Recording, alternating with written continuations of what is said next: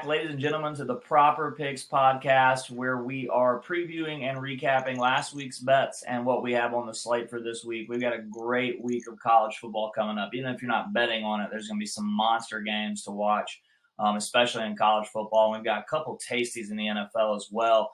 Last week, ugly.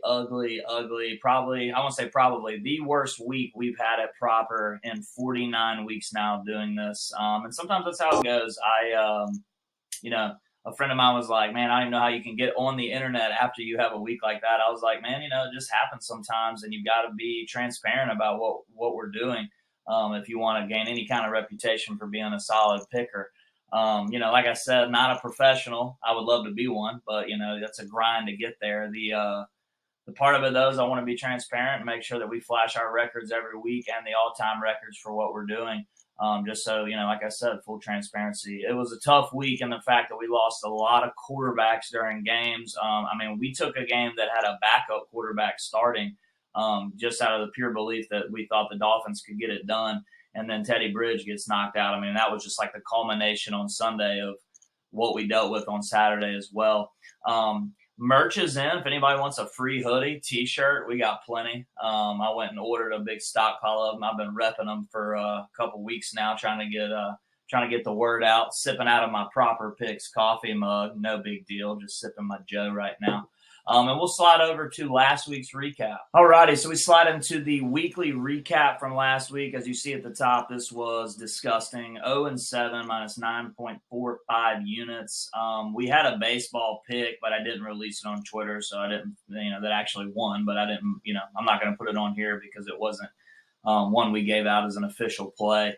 But it started in college, Utah -3 for 2 units against UCLA. This game never really felt like it was Utah's from the get-go, to be honest. This was one where we didn't suffer a quarterback injury. UCLA just is better than I think expectations. Definitely better than we thought they were. I assumed with the UCLA strength of schedule out the gate and them struggling, that when they got up against a team like Utah knowing that this was the last game, they couldn't lose another game if they wanted a shot at the playoff.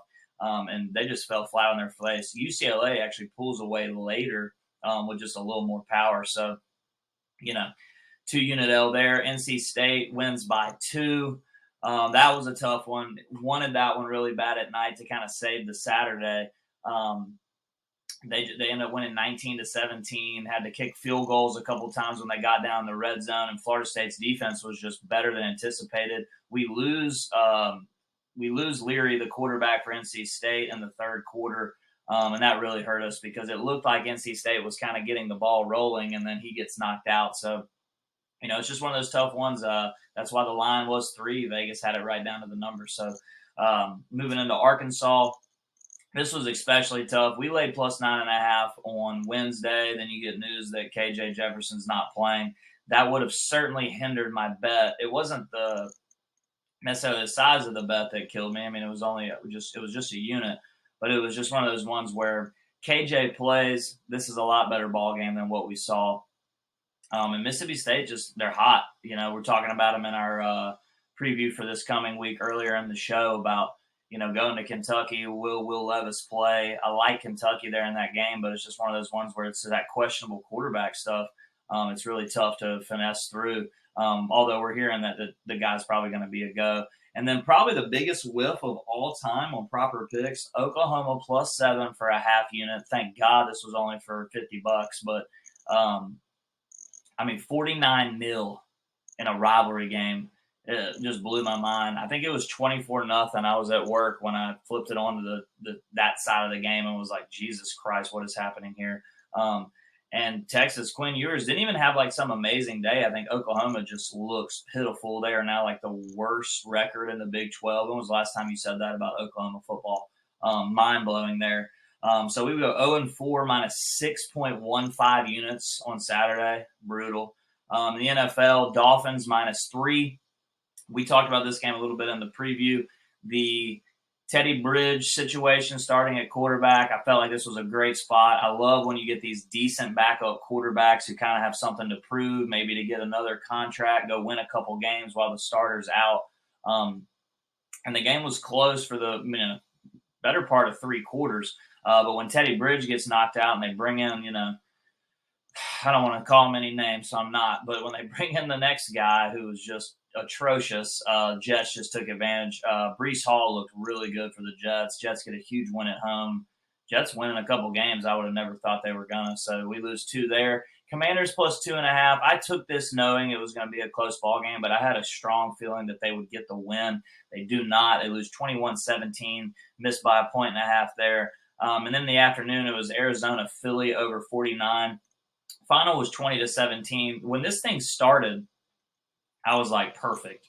Both teams scored really fast, and then it just stalled out for like an hour and a half. Philly's defense was much better against Kyler than I thought they'd be. I believe I saw a stat that's 8 straight losses now for Arizona at home in a row, which is mind-blowing in the NFL because that's a decent football team. And to lose 8 games, I just figured we saw shootout there, and we did not get it. We will slide over into the all-time record recap and our futures.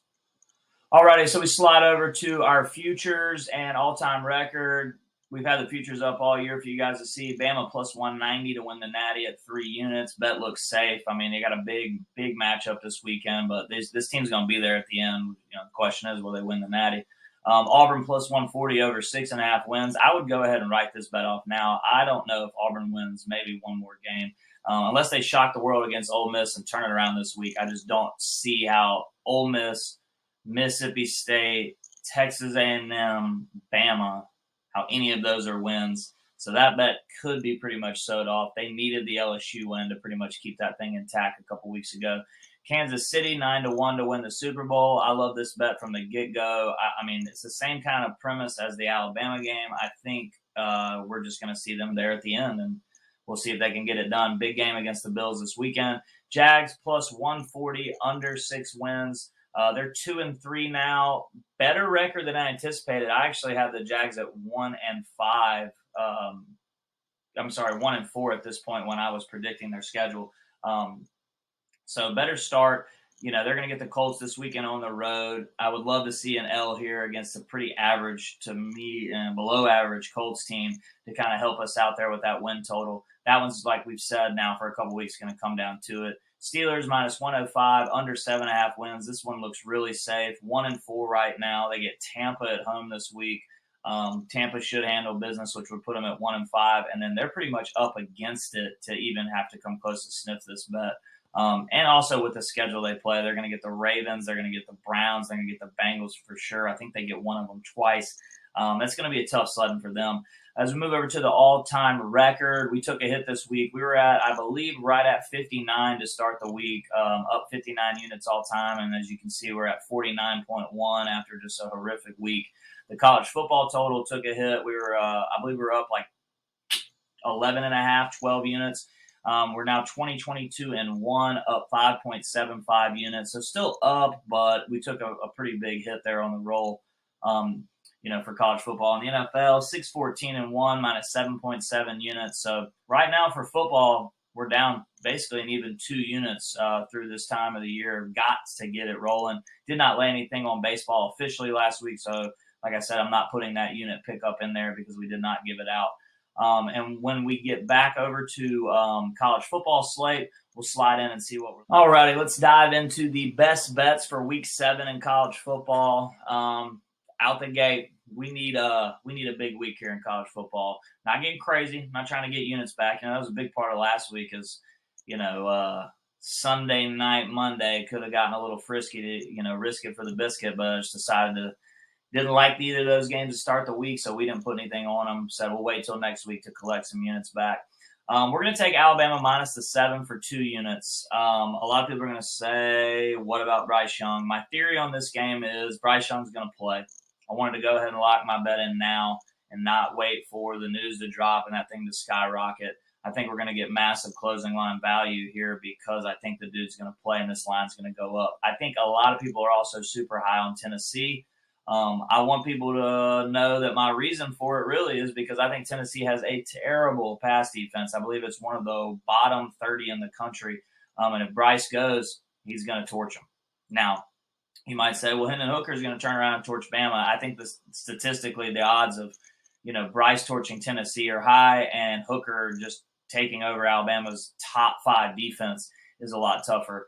And then I think there's a lot of storylines that plays into this game. Bama's won 15 in a row, so a lot of people, media-wise and fan bases in the South, are saying this is Tennessee's year. This is Tennessee's year. I don't think so. Bama's defense is top tier. If they don't turn the ball over 4 times last week against Texas A&M probably scores 3 to 6 points. That game would have looked a lot different on paper at 24-6 with a backup quarterback. People wouldn't be probably so quick to give Tennessee the nod here this week. But I just think, Bama's on the road, so the line's not 11, 10.5. Bama's got a backup quarterback that played bad last week. Line's not 14.5. I think this is great value for Bama, and I always try and take Bama whenever I can when I see the value. So we're going to lay 2 units there and keep our fingers crossed that Bryce Young is going to be a go. For another 2 units, we've got Penn State +7. I love this game. I honestly might slide more on it as the week goes. I kind of wanted to see where maybe the line moved to see if I could get an extra half or a point because I think people just love Michigan. I think Michigan's played a terribly soft schedule. Maryland is the biggest win for them to date. I know Penn State did not look great against Northwestern last week, but I do think Northwestern sometimes surprises teams, and especially teams that potentially were looking ahead to the next week. And I 100% think Penn State's had their eyes on this Michigan game now for about probably since the Auburn game.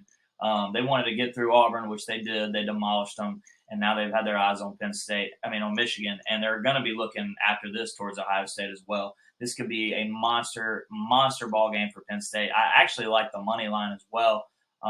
Potentially might add that to the card, but I think Clifford's got enough in the tank at quarterback for Penn State. Franklin needs a big win on his resume, and I just think it might be time that Michigan's kind of little year-and-a-half run might take a little hit. I think Michigan's a good football team. It'll probably be low scoring, but I love getting the 7 points here. I think this game's 24-20 either way, something like that, which means we're covering regardless. Moving down to Clemson -4 against Florida State for a unit. This game I had at 2 units. I moved to 1. I'm confident in the spread. I just didn't necessarily have as much confidence as I did in Penn State and Alabama. But I think, Florida State's getting a lot of love here lately, and we've been against them several times. We lost last week with them for 2 units as we took NC State. But NC State backup quarterback had to come in. I think that number gets skewed a little bit. I think NC State was the better team. I think Clemson is obviously the better team, deeper roster, better quarterback. Defenses are probably similar. Clemson struggles to stop the ball through the air, but they will stifle any run game. And I believe Florida State's starting running back is questionable for this right now. And Clemson's going to shut down the run game, so you're going to have to beat them through the air. I see this being like a 31-20, 34-24 type ball game. Clemson coming out ahead with the unit pickup there. Baylor on Thursday night against West Virginia. I just think this is a good bounce back spot for Baylor. They have had some tough games over the last couple of weeks.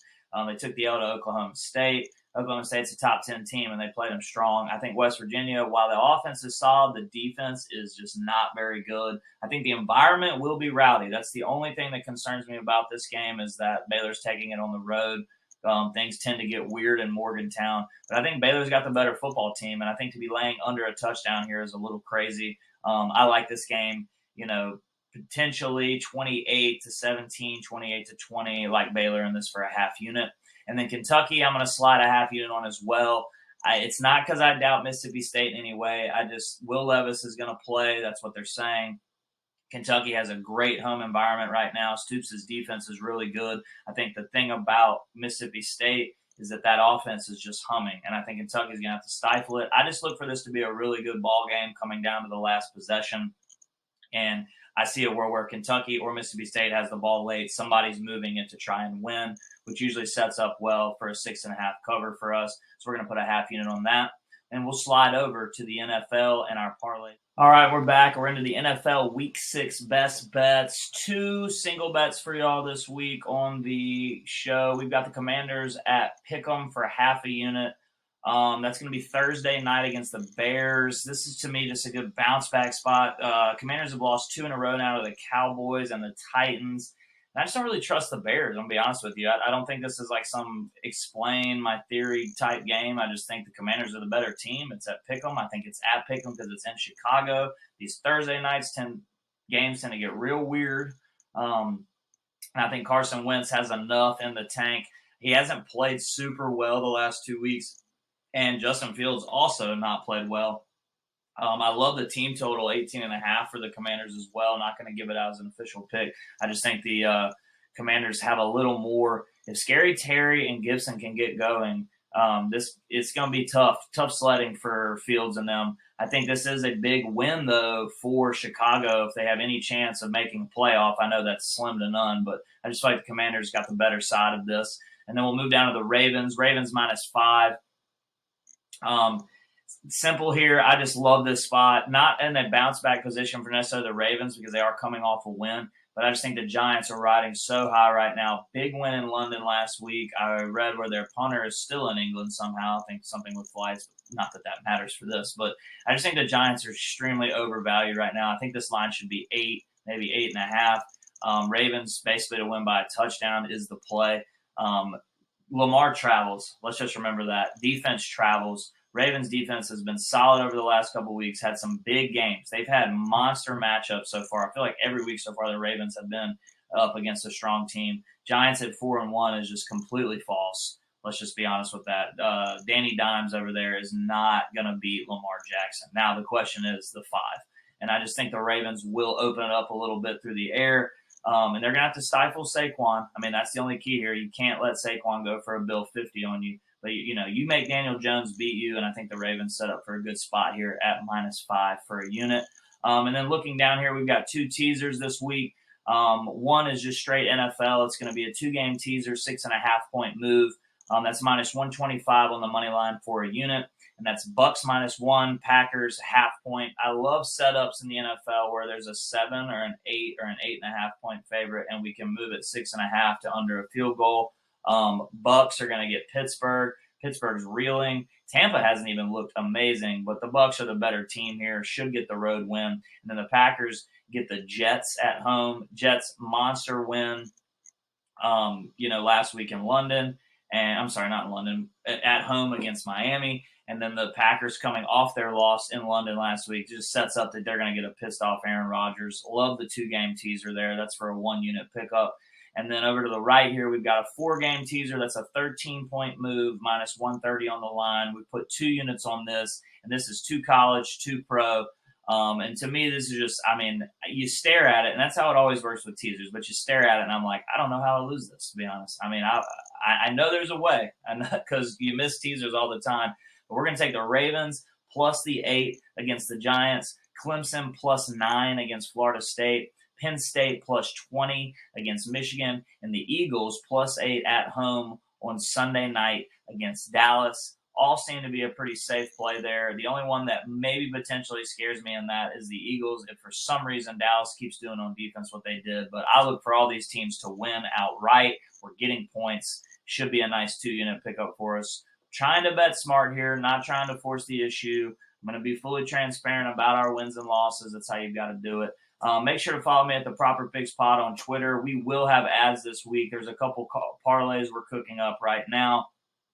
Could be some potential added units onto a couple bets once we find out some quarterback status, as we're obviously waiting. Hope everybody has a great week, and we'll be back next week to recap and preview for the following weeks of college and pro football.